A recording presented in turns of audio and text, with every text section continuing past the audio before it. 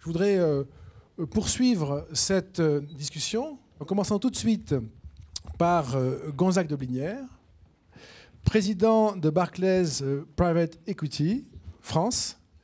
C'est donc un univers que l'on imagine assez dur, le monde de la finance, hein, que tu connais bien.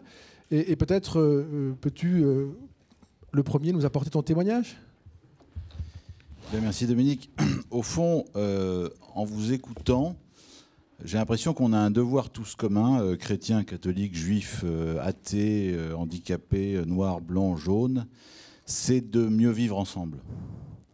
Et je pense que finalement, la difficulté des sociétés et des entreprises, c'est de créer une gouvernance pour mieux vivre ensemble. Alors, est-ce que on peut, dans un monde... Alors, effectivement, les fonds d'investissement, puisque moi, je gère un fonds d'investissement de 7 milliards d'euros, pardon à la finance islamique, mais dont le but, c'est de gagner un maximum d'argent. Est-ce que, en ayant ce but de gagner un maximum d'argent, je peux respecter cette règle, qui est une règle finalement humaine, d'essayer de mieux vivre ensemble ? Moi, je suis catholique pratiquant. Je pense qu'il n'y en a pas un seul dans mon entreprise qui ne le sait pas. Et pourtant, je m'affiche peu. Mais j'essaye de retransmettre ce que j'ai appris, bêtement, avec mes parents, avec des amis, dans ma paroisse, pour essayer de respecter cette règle, mieux vivre ensemble. Dans ma petite entreprise, c'est faisable. Dans les entreprises dans lesquelles nous sommes des actionnaires, majoritaires ou minoritaires, on essaye, et je pense qu'on a des preuves pour le démontrer, de respecter cette règle. C'est finalement ce qui compte pour nous, c'est l'homme, l'entrepreneur. Vous savez, moi je pense beaucoup à André Mullier qui est mort l'année dernière, qui était un chef d'entreprise qui a eu un drame avec Fildar et qui a donc déposé son bilan et qui s'est dit j'ai tellement tué d'emplois qu'il faut absolument que je recrée un système où pour créer des employeurs, créer des emplois, il faut que je crée des employeurs. Et il a créé une association incroyable dont, en bon catholique, je suis un bon donateur, avec d'autres. C'est le réseau Entreprendre, avec 3 règles très simples, qui sont un peu les règles dont j'ai entendu tout à l'heure. C'est l'important, c'est l'homme. Il faut remettre l'homme au cœur de l'entreprise. Je crois que c'est fondamental.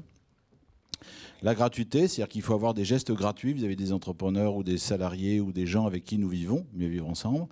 Et la troisième, c'est la réciprocité, un peu la parabole des talents. À partir du moment où on a beaucoup reçu, eh bien, il faut savoir redistribuer. Et je pense qu'il y a quelques règles simples, mais de bon sens, qui nous permettront de mieux vivre ensemble. C'est-à-dire, quand je gagne beaucoup, ben, finalement, je donne, aidé ou non par la fiscalité. Bill Gates est certainement un type très généreux, mais il lui en reste beaucoup, et la fiscalité américaine l'aide beaucoup. D'autres le font, des Français le font, des Anglais le font, des Allemands le font. Je veux dire, la générosité n'est pas le monopole des Américains. Deuxième chose, je dois être bienveillant et respecter l'autre. On peut avoir des attitudes dures, exigeantes, parfois injustes, parce que c'est la vie. La vie n'est pas un long fleuve tranquille, mais je pense qu'il faut fondamentalement être bienveillant vis-à-vis de l'autre et être respectueux de la personne humaine. Et puis troisièmement, encore une fois, cette parabole des talents, c'est que quand on a la chance d'être dans un métier, et même le mien, le métier de l'argent, d'investisseur plutôt, pas le métier de l'argent, je dirais un mot sur le métier de l'argent, il faut savoir redonner.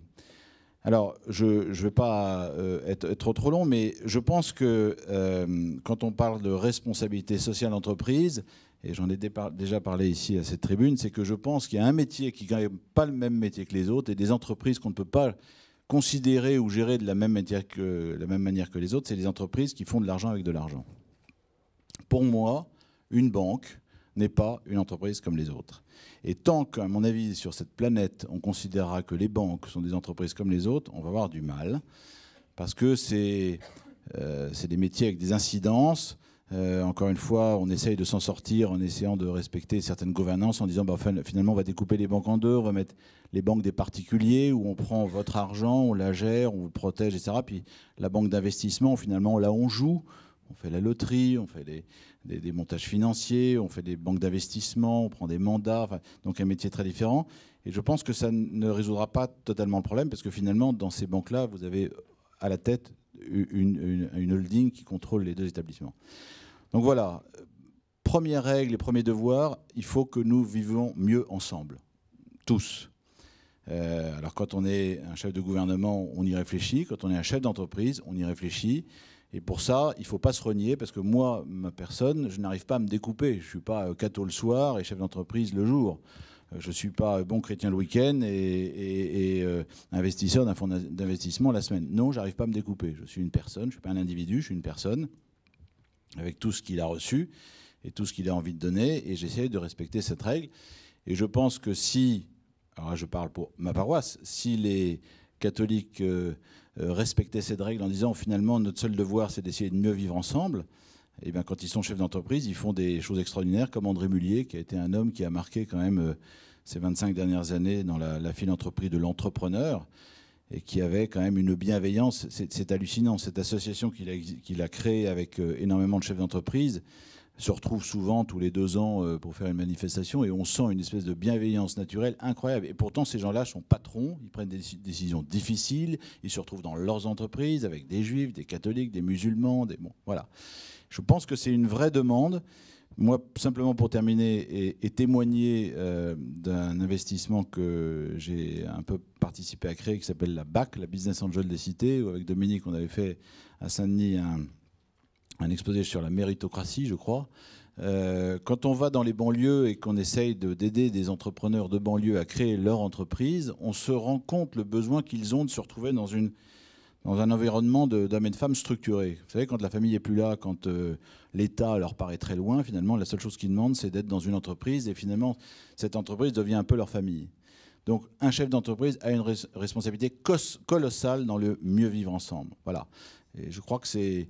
Voilà, après les mots que j'ai entendus tout à l'heure, je pense que finalement, le fil directeur, c'est mieux vivre ensemble. D'ailleurs, le titre « La religion dans l'entreprise », moi, je vois plus la religion et l'entreprise. Parce que la religion dans l'entreprise, c'est un peu altruiste et peut-être un peu trop exigeant. Voilà.